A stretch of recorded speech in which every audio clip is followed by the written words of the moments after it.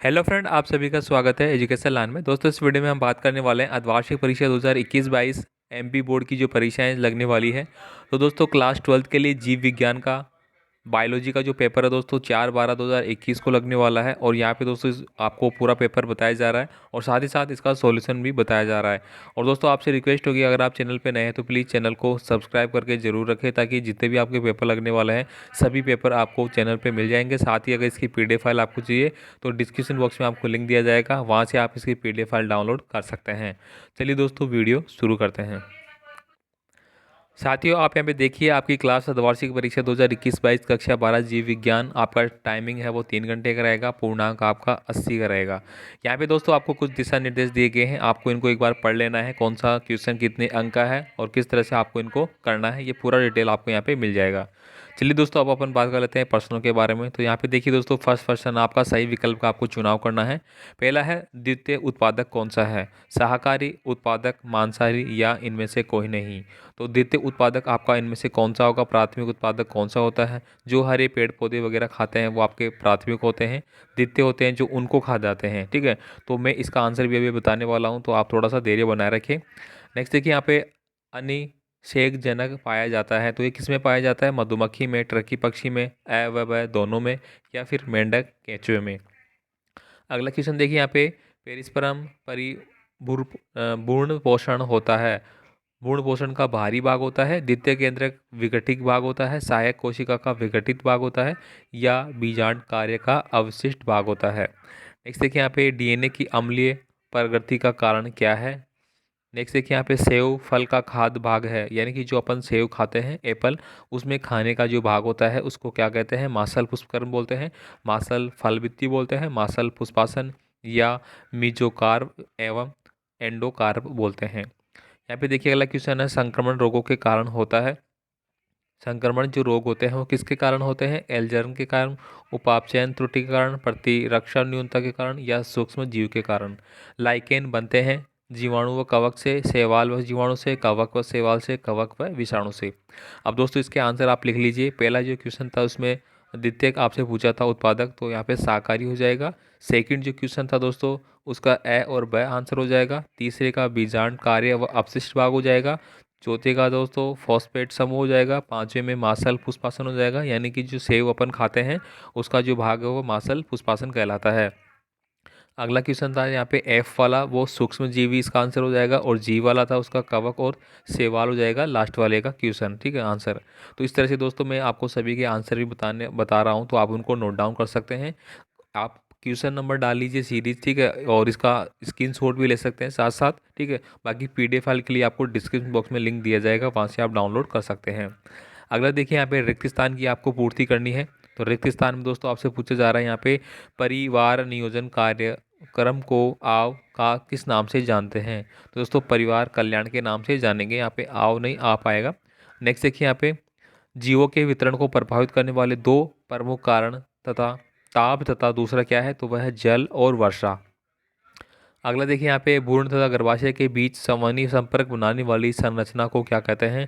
तो दोस्तों इसको अपन अपरा बोलते हैं। ठीक है, यहाँ पे नीचे आप साथ साथ इनके आंसर भी देख सकते हैं। अगला क्वेश्चन देखिए, यहाँ पे सी नंबर का है। सी वाला हो चुका है यहाँ पे। अगला देखिए, यहाँ पे पृथ्वी पर कार्बन के प्रमुख भंडार कौन से हैं? तो ये हो गया आपका महासागर। पृथ्वी पर सबसे ज़्यादा कार्बन के जो प्रमुख भंडार है दोस्तों वो महासागरों में पाया जाता है, तो ये आपका आंसर है। नेक्स्ट देखिए, पादपों में किशोर अवस्था को खालिस्तान प्रावस्था कहा जाता है, तो इनको गायिक कहा जाता है। ई का आंसर हो गया। एफ वाला जो क्वेश्चन है दोस्तों, सूक्ष्म प्रवर्धन खालिस्तान जनक का एक प्रकार है, तो ये किसका है? अलैंगिक का एक प्रकार है। नेक्स्ट देखिए, आप बिना निषेचन के विकसित होने वाली फली फलों को कहते हैं, तो दोस्तों इनको कहते हैं अपन अनिषेक जनित फल। ठीक है, तो ये इसका आंसर हो गया। तो आप इनको नोट डाउन भी साथ साथ कर सकते हैं। तो दोस्तों यहाँ पे जितने भी क्वेश्चन आपको बताए जा रहे हैं ऑथेंटिक क्वेश्चन है, आप सभी को एक बार याद जरूर कर ले। और जैसा कि दोस्तों आपकी परीक्षाएं स्टार्ट होने वाली है 29 से, तो जितने भी आपके प्रीवियस ईयर के पेपर है वो सारे आपको यहाँ पे सोल्व भी कराए जाएंगे, सारे मोस्ट इंपॉर्टेंट क्वेश्चन बताए जाएंगे। तो आपसे रिक्वेस्ट है सभी को आप एक बार ज़रूर देखें, क्योंकि दोस्तों मैं उम्मीद लेता हूँ कि आपके यहाँ से 60 से लेके 70% जो क्वेश्चन है वो एकदम मिलने वाले हैं। इस बात की आप गारंटी रखिए। नेक्स्ट देखिए यहाँ पे सही जोड़ी मिलाने वाले जो क्वेश्चन है, आपका क्वेश्चन नंबर 3 है। यहाँ पे ए बी ओ रक्त समूह है, ये क्या कहलाता है? तो इनको सामने टिक किया गया है। फाइलेरिया क्या है? विचूरिया। सरीसर्प पक्षी है, वो अंड प्रजक होता है। अमरबेल है, वो पूर्ण परजीवी होती है। एंटीबॉडी वो H2L2 होती है। मानव निर्मित इंसुलिन होमोलिन कहलाता है। कैंसर ओकोजीन कहलाता है। तो ये इसको मिला के बताया गया है। अगला देखिए दोस्तों, यहाँ पे एक शब्द में आपको उत्तर देना है। यहाँ पे क्वेश्चन नंबर जो 4 है, यहाँ पे के एक फर्स्ट वाला क्वेश्चन देखिए आप, बीओडी का पूरा नाम लिखिए। तो बीओडी का पूरा नाम क्या हो गया दोस्तों? यहाँ पे दिया गया है बायोकेमिकल ऑक्सीजन डिमांड। नेक्स्ट देखिए यहाँ पे टाइफाइड के रोगजनक का नाम आपको बताना है। तो इसका सही आंसर होता है दोस्तों, यहाँ पे आप पढ़ सकते हैं साल्मोनेला टाइफी। ठीक है, ये इसका सही नाम हो गया। इसके अलावा आणविक खेती क्या होती है? तो आणविक खेती के लिए दोस्तों ट्रांसजेनिक जीवों की सहायता से औषधीय अथवा अन्य उपयोगी अणुओं का उत्पादन आणविक खेती कहलाता है। तो इनका आंसर भी दोस्तों आपको साथ साथ दिया जा रहा है। तो उम्मीद करूंगा दोस्तों, जो इतनी मेहनत की जा रही है आपके लिए, तो आपसे रिक्वेस्ट है कि आप चैनल को सब्सक्राइब जरूर करें और वीडियो को एक लाइक कर दें। साथ ही दोस्तों को ज़रूर शेयर करें, ताकि सभी जो भी इम्पोर्टेंट सीरीज चल रही है उसको देख सके और अपने एग्जाम में अच्छे नंबर ला सके। नेक्स्ट देखिए यहाँ पे ई नंबर का जो क्वेश्चन है कि दो द्विलिंगी जंतुओं के नाम आपको बताने हैं। केचुआ तथा टेपवर्प द्विलिंगी जंतु है। अगला देखिए, किसी ऐसे संक्रमणकारी का नाम लिखिए जिसमें ना तो डीएनए पाया जाता है और ना ही आरएनए। तो ऐसा कौन सा होता है दोस्तों? तो इसका सही आंसर है प्रियांस। ठीक है। अगला देखिए यहाँ पे एंजाइम एडीए का पूरा नाम आपको लिखना है। तो इसका सही आंसर होता है एडिनोसिन डीएमिनेज, ये इसका पूरा नाम हो गया। ठीक है। अगला देखिए, जी वाला एथेनॉल के बड़े पैमाने पर उत्पादन के लिए किस यीस्ट का प्रयोग किया जाता है? तो बेकर्स यीस्ट का प्रयोग अपन करते हैं, ये इसका आंसर हो गया। नेक्स्ट देखिए यहाँ पे अगला क्वेश्चन है, क्वेश्चन नंबर 5 देखिए साथियों, आप यहाँ पे कायिक प्रवर्धन से आप क्या समझते हैं? कोई दो उपयुक्त उदाहरण आपको बताने हैं, या फिर आप एक अच्छे गर्भ निरोधक के 4 गुण भी लिख सकते हैं। तो दोस्तों, जो छोटे क्वेश्चन होंगे उसके बाद जो बड़े क्वेश्चन आपके आएंगे, ठीक है, जैसे कि अति लघुतात्मक, लघुतात्मक या फिर निबंधात्मक, उनमें सभी में आपको ऑप्शन दिया जाएगा हर क्वेश्चन में। ये दोस्तों नई जो शिक्षा नीति है उसके आधार पर तय किया गया है। तो आपको अच्छे से स्टडी कर लेनी है, ताकि अगर आप किसी चैप्टर से बड़े वाले क्वेश्चन 2-4 भी पढ़ लेता है तो उनमें ऑप्शन दिया जाएगा, तो आप किसी भी एक को कर सकते हैं। क्वेश्चन नंबर 5 देखिए, पुष्पी पादप के लिए निर्माण का एक जैविक महत्व है, या फिर आप कह सकते हैं सेब को आभासी फल क्यों कहते हैं? पुष्प का कौन सा भाग फल की रचना करता है? क्वेश्चन नंबर 7 देखिए, यहाँ पे चारगॉफ नियम क्या है, या फिर टेस्ट ट्यूब बेबी किसे कहते हैं, ये आपको समझाना है।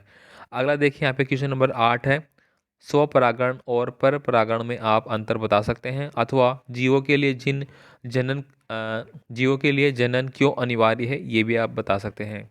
अगला देखिए दोस्तों, यहाँ पे प्राथमिक तथा द्वितीयक जो आपके वाहित मल उपचार के बीच प्रमुख अंतर होता है वो आप बता सकते हैं। सूक्ष्म जीवों का प्रयोग ऊर्जा के स्रोत के रूप में किया जा सकता है, यदि हाँ तो किस प्रकार, यह आप बता सकते हैं। एक संकर क्रॉस का प्रयोग करते हुए प्रभाविता के नियम की व्याख्या आपको करनी है, या फिर आप त्रिसंलयन लायन क्या होता है, यह कहाँ और कैसे उत्पन्न होता है, त्रिसंलयन में सम्मिलित केंद्रों के नाम आप बता सकते हैं। तो दोस्तों, यहाँ पे मैंने कुछ इंपॉर्टेंट क्वेश्चन है वो लिए हैं, और कुछ क्वेश्चनों के मैंने आपको आंसर बता दिए। बड़े क्वेश्चन आपने यहाँ पे देख लिए होंगे, तो आप इनका आंसर ढूंढ सकते हैं किताब में। तो आपसे उम्मीद करेंगे दोस्तों कि आपका जो पेपर है वो यहाँ से बहुत ज़्यादा मिले। और दोस्तों, आपसे रिक्वेस्ट भी होगी, चैनल को सब्सक्राइब करके बेल आइकन ज़रूर दबाएं, और आपका कोई भी कमेंट है तो आप कमेंट कर सकते हैं। आपको किस सब्जेक्ट के रिगार्डिंग पेपर चाहिए वो भी आपको प्रोवाइड कराया जाएगा। जहाँ तक संभावना है दोस्तों, आपके 9th और 10th 11th और 12th के जितने भी पेपर हो सभी आपको प्रोवाइड कराए जाने की पूरी पूरी कोशिश की जा रही है आपके एग्ज़ाम से पहले, ताकि आप अच्छे से तैयारी कर सके। बाकी डिस्क्रिप्शन बॉक्स में लिंक दिया गया है, वहाँ से आप इनकी पूरी जो PDF फाइल है, वो फॉर्मेट वगैरह है वो देख सकते हैं। धन्यवाद।